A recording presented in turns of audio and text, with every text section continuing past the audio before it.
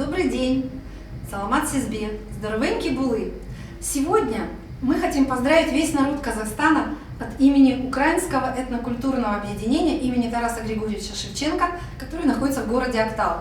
И сегодня хор «Червона калина» хочет исполнить песню «Рідна мати моя», которую с нами в 2008 году исполнял Нурсултан Абишевич Назарбаев.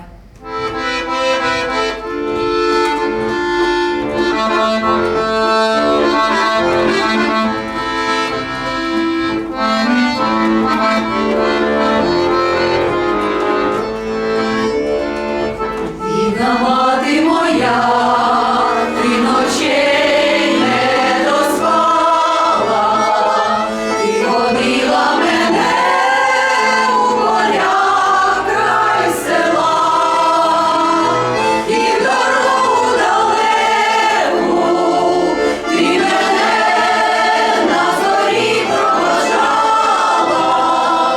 і рушник вишиваний на щастя дала.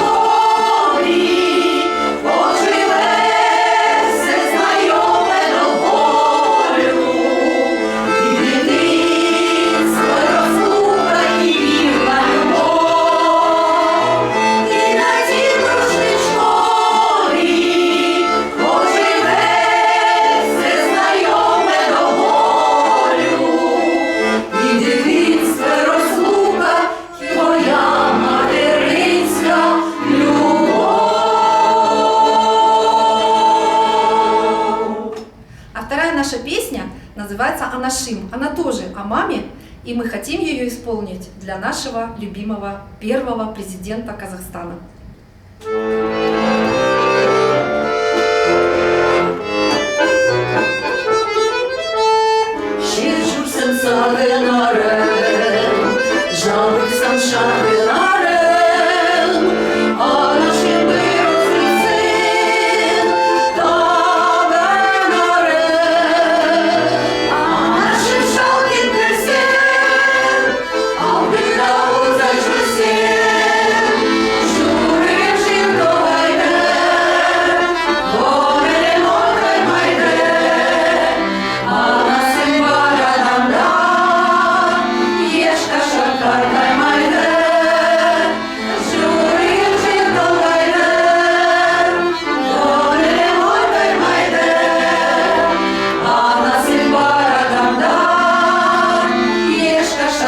Дай майде.